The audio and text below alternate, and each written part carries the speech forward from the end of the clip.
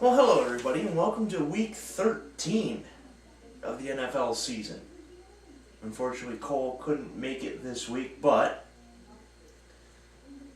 I took a bet, I lost, and I'm paying up. As you see, I'm wearing a Patriot shirt, Tom Brady. Unfortunately, they whooped my Lions, which was kind of expected. Oh well, at least I got the souvenir cup.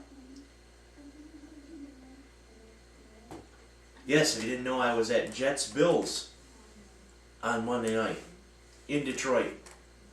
56,000 people showed for a 38-3 Bills win. Good for the city of Detroit.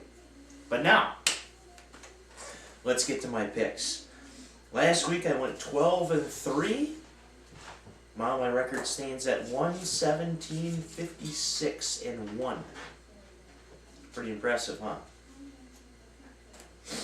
Let's get right to it. Thanksgiving. The noon game, Lions-Bears. Classic NFC North Division rivalry here. Surprisingly, the Bears have won their last two. Although, let's face it, it's against Minnesota and Tampa Bay. Wins that you probably should get. Detroit has lost the last two against Arizona and New England. Chicago has had the advantage of playing two games at Soldier Field against really weak teams. Detroit had to play two on the road against two of the best teams in the NFL, Arizona and New England. Now the script is flipped. The Lions are at home and the Bears are on the road. The Lions have lost 9 straight on Thanksgiving until last year when they beat the Packers. They whooped the Packers, and that was the last game they won that season, sadly. But the winning streak on Thanksgiving begins today. Lions 27, Bears 10. Cowboys-Eagles. The Cowboys are finally at their 8th win. One more and I'll actually think they're legit now. Well, that would be a great Thanksgiving gift for Cowboys fans. If they didn't have to play the Eagles. Chip Kelly's squads of the Cowboys have had to keep pace with all year, and they're not going away anytime soon. The Sanchez had one bad week, Mark Sanchez, against Green Bay, but it only proved to be a fluke after beating up the Titans last week. The Eagles spoil Thanksgiving dinner for the Cowboys. Eagles 31, Cowboys 24. Niners-Seahawks, the Thursday night game that everybody gets to see because it's on NBC this time. These teams met in the NFC Championship game last year in Seattle. Now, both teams are fighting for their playoff lives. And if you're Jim Harbaugh, potentially your job in San Francisco.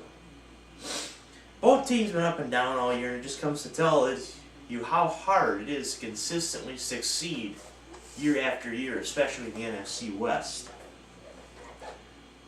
Because this is at Levi's Stadium in San Francisco, give me the Niners, give me the points. Niners 17, Seahawks 10. Those are your Thanksgiving games. Now we're going to switch the shift to 9 Sunday afternoon games. So if you're off Sunday afternoon like I am, thankfully, you got a lot of football to watch. 4 o'clock will be crazy. Football's craziest hour. Ravens-Chargers.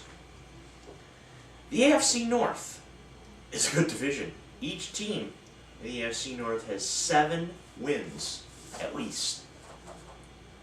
Well, so is the AFC West, with the exception of course, the Oakland Raiders.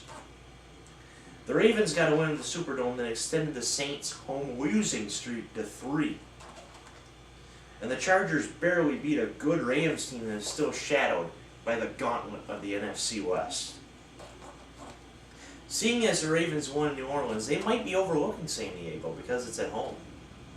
The Chargers have been slumping, but I believe they'll be ready for a test of the AFC North on the road. Chargers 24, Ravens 17.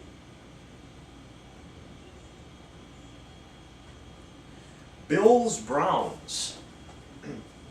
Of course, I was at Bills Jets at Ford Field on Monday night, and they did a pretty good job trying to replicate Ralph Wilson Stadium. Of course, I've never been to the Ralph, so I couldn't really tell you how it is.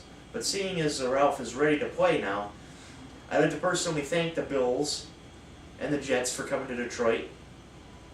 And we hope you enjoyed the game, even though the Jets looked like were the ones lacking practice. The Browns are another good team in the AFC North, surprisingly. They beat the Falcons last week, and they're now 7-4. But with everything that's happened in Buffalo, I think this is going to be one of these games where theoretically the Browns are almost the better team, but because it's in Buffalo and with everything happening, I don't see them standing a chance this time. Bills 24, Browns 10. Texans, Titans.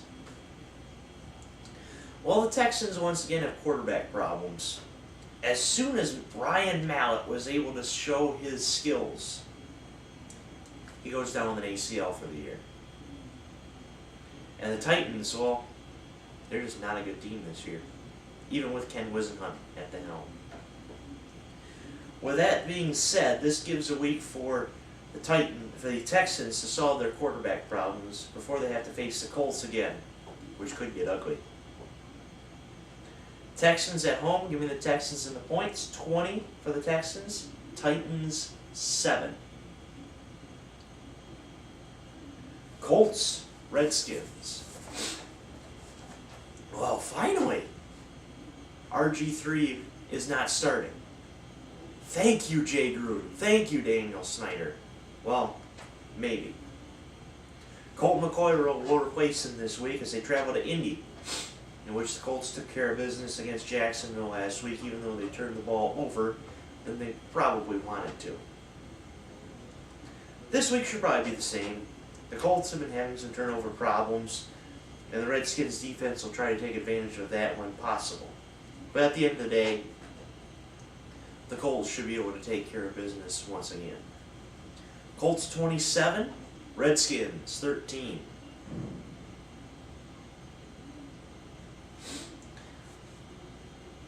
And last game on this segment, Jaguars-Giants. Well, before the start of this year, I actually had Jacksonville beating the Giants this week to go to 4-8. Well, not now. The Giants played a good game with Dallas, especially with an unbelievable catch by Odell Beckham Jr.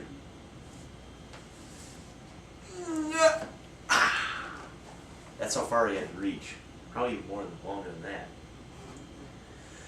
But unfortunately, just like the catch by Calvin Johnson in triple coverage against the Bengals, it means nothing. This game is on the road, and the Giants have struggled away from home. But they won't struggle in Jacksonville.